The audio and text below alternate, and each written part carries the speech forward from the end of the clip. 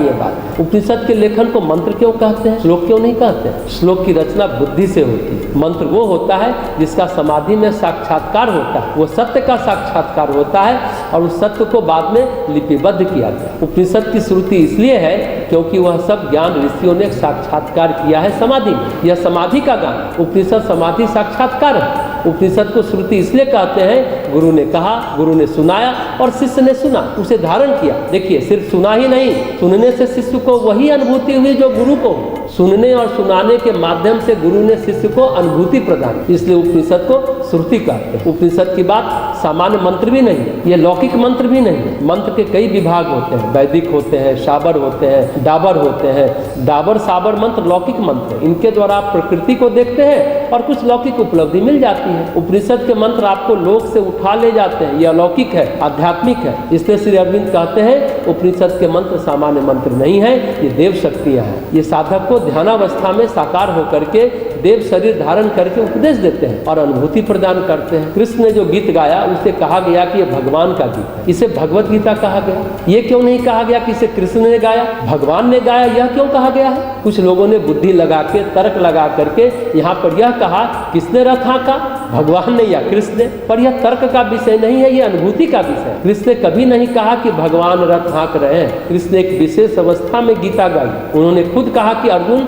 जो मैंने तुझे दिया वह फिर दिया नहीं जा सकता। महाभारत में एक अनुगीता है जहाँ अर्जुन कहते हैं कृष्ण से कि भगवान उस समय युद्ध की स्थिति थी, मैं बहुत परेशान था, आपने जो सुनाया कुछ याद है, कुछ भूल गया। तो भगवान कहते हैं अर्जुन, अब उसे दोबारा नहीं सुनाया जा सकता। कुछ खास खास बातें जो मैं तुझे दोबारा बता सकता हूँ, लेकिन पूरी बात दोबारा नहीं कही जा सकती है, क्योंकि वो मैंने नहीं कहा था, वो भगवान ने कहा। रथ कृष्ण ने हाँका था और गीता भगवान ने गाई थी, इसलिए उसे कहा गया भगवत गीता। अगर भगवत गीता कृष्ण के मेधा की उपज होती तो उसे कहा जाता कृष्ण गीता। जैसे भागवत के 11वें अध्याय 11वें स्कंद में प्रश्न है, कृष्ण ने उद्धव को गीता सुनाई, उसे उद्धव गीता कहा जाता है। अगर कृष्ण ने गीता सुनाई होती तो उसे अर्जुन गीता कहा जाता। भगवत गीता की महिमा इसलिए है, श्रेष्ठ इसलिए है, उसे कृष्ण ने भागवत चेतना पर आरूढ़ होकर कहा, जो पहले और बाद में आगे पीछे नहीं कहा गया। उसे कृष्ण ने नहीं कहा, कृष्ण के मुख से बोली गई, बस इतना ही है। उद्धव गीता कृष्ण ने खुद कही। दो चीजें होती हैं, श्रुति और स्मृति। स्मृति वो जो जीवन के नियम है, जिसे याद रखने पड़ते हैं, डू और डोंट, ये करना है और ये नहीं करना। इस संदर्भ में वर्धमान महावीर की बात बहुत महत्वपूर्ण है। नैतिक होने से आपका सूक्ष्म अहंकार पुष्ट होता है, आध्यात्मिक होने से सूक्ष्म अहंकार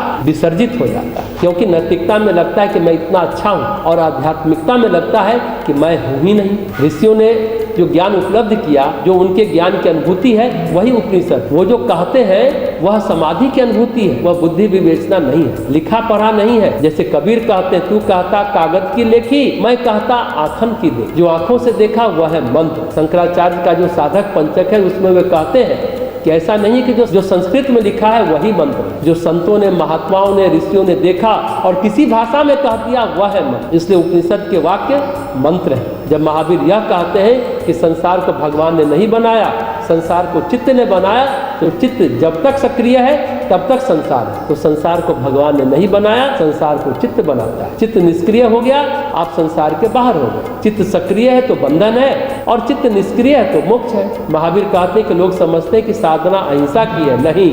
लोग समझते हैं कि साधना ब्रह्मचर्य की है, नहीं। लोग समझते हैं कि साधना सत्य की है, नहीं। वस्तुतः साधना आत्मा की होती है। आत्म अनुभव के परिणाम पर सत्य, ब्रह्मचर्य और अहिंसा उपलब्ध होते हैं। यह आत्म अनुभूतियों के फूल है। तो उपनिषद का ज्ञान आत्म अनुभूतियों का फूल है। कोई आदमी बुद्धि से विचार करके ये बातें नहीं सोच सकता, ये बातें नहीं लिख सकता है, ये बातें उसके जीवन में आ गई, रक्त मांस बन गया, उसका प्राण बन गया, तब कह सकता। ये आत्म अनुभूति के फूल है। जो आत्म को जानता है वह सत्य से उसी क्षण मुक्त हो जाता है। जो आत्म को जानता है वह उसी क्षण ब्रह्मचर्य से मुक्त हो जाता है। जो आत्म को जानता है वह हिंसा से मुक्त हो जाता है। आत्मज्ञान का परिणाम सत्य, अहिंसा और ब्रह्मचर्य है। आज दुनिया में जो यह भ्रम पैदा हुआ है कि नीति को साधो तो धर्म मिल जाएगा, बहुत गंभीर बात है, हमें समझना चाहिए इस बात को।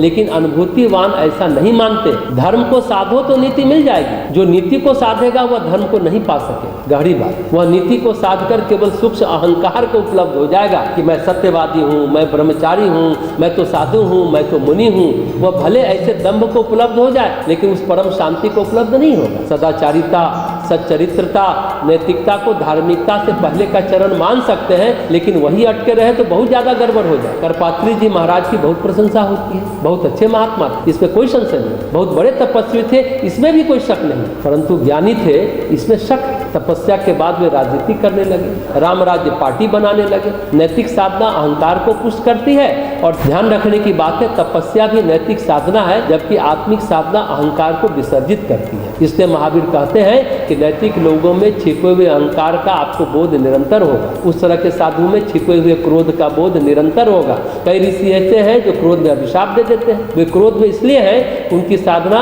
आत्मिक नहीं है, केवल नैतिक। उन्होंने तपस्या तो की पर ज्ञान नहीं पाया। नैतिक साधना के परिणाम में धर्म नहीं आता, पर धार्मिक साधना के परिणाम में नीति आ जाती है। नैतिक साधना लेकिन पुण्य की साधना, धर्म की साधना पुण्य की साधना नहीं है, शुद्धि की साधना। शुद्धि पुण्य और पाप से मुक्त है, ना तो पुण्य पकड़ता है ना तो पाप पकड़ता है। जहाँ पुण्य और पाप दोनों पृथक है और साधक अनुभव करता है कि मैं दोनों से मुक्त और शुद्ध हूँ, फिर उस अनुभूति में धर्म का जन्म होता है। धर्म की साधना, अध्यात्म की साधना जो है शुद्धि की साधना है, और उपनिषद क्या है, उस शुद्धि का परिणाम है। शुद्धि की अनुभूति जब शब्दों में कही गई तो उपनिषद प्रकट हुई। नीति की साधना केवल नैतिकता तक ले जाती है, और धर्म की साधना मुक्ति तक ले जाती है। नैतिक धार्मिक नहीं हो सकता, आध्यात्मिक नहीं हो सकता, लेकिन धार्मिक आध्यात्मिक अनजाने में अपने आप और बिना किसी प्रयास के नैतिक हो जाता है। तो जो उपनिषद को उपलब्ध हुए उनके जीवन में एक महक, एक खुशबू, एक बात आ जाती है, उनको कुछ कहना नहीं पड़ता, वो हो जाते हैं। धर्म का मतलब है होना।